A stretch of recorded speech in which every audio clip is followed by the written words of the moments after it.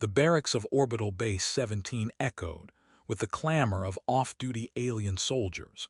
Their multi-limbed bodies sprawled across zero-G lounges and nutrient tanks. The war against the Dravak Empire had pushed the Coalition's forces to their limits, and tonight was one of the few nights they had to relax.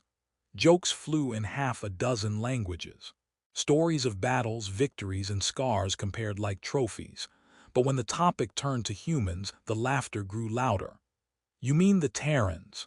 chuckled Krak, a reptilian sharpshooter with a plasma-scored carapace. "Those creatures still believe in ghosts, spirits, demons. One of them said he prays before a battle for guidance." Another soldier, a glowing-eyed Veilothan medic, snorted through her gill slits. "They use fire to cook meat and fear the dark. If they weren't so effective in combat, I'd think them primitive." "They are primitive," growled a Cretharian brute. "Their myths are ridiculous. Talking wolves, giant sea monsters, creatures that hide under beds, childish delusions." Near the back of the lounge, quiet in the shadows, sat a single figure in a worn human exosuit. His name was Lieutenant Colonel Reese Marlowe.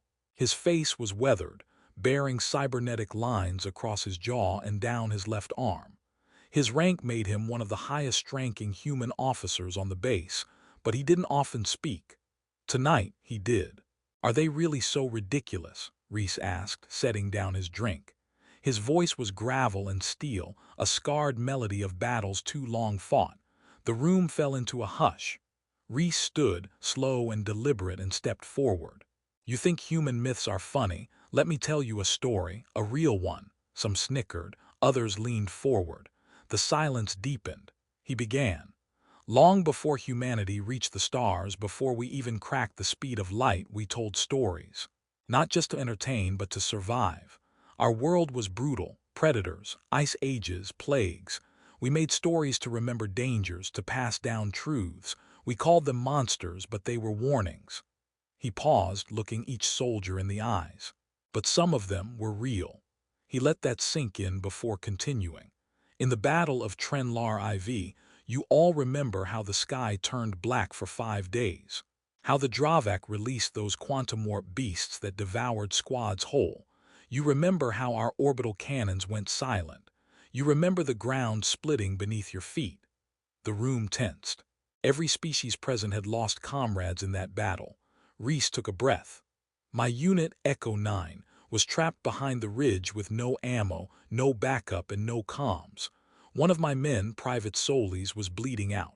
Another, Jenkins, started whispering about the Red Lady, a myth from Earth, a banshee we called it, said if you saw her, death followed."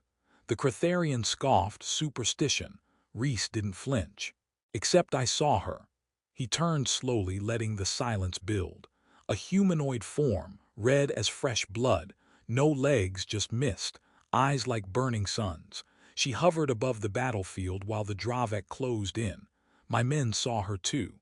Solis, who should have died, suddenly sat up, grabbed a weapon, and fired a shot clean through the warp beast's skull.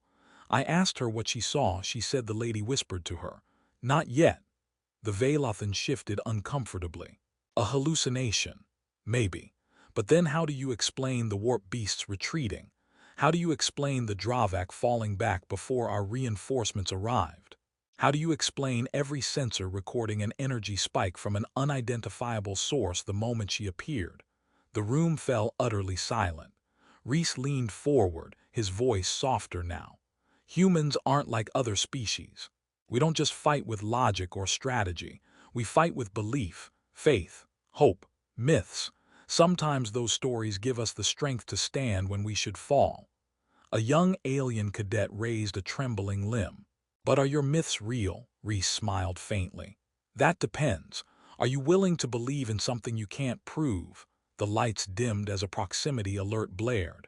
Dravak cruisers entered the sector. Combat stations lit red. The soldiers stood, called to action. Reese turned to leave, stopping only once. "If you see her on the battlefield, don't run, just listen." He disappeared into the hallway. The assault came hard and fast. The Dravak had evolved. New beasts. New weapons. Entire platoons were vaporized in the first wave. The orbital batteries were offline again. imp bursts neutralizing the coalition's edge. And then, on the edge of a burning ridge, a red mist rolled in. At first it was dismissed as atmospheric distortion, until the shape formed.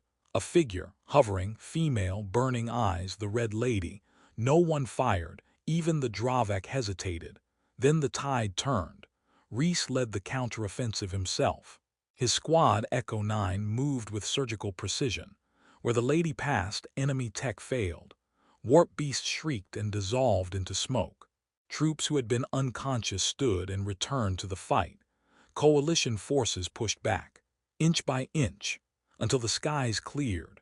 After the battle, sensor logs confirmed an unknown energy signature on the battlefield, identical to the one from Trenlar IV. No one ever explained it, but from that day forward the aliens stopped mocking human myths.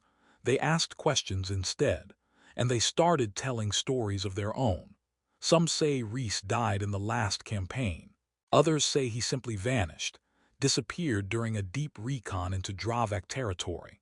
But now and then, when battles turn hopeless and the stars are falling down, some soldiers, human and alien alike, report seeing a red mist rolling over the hill.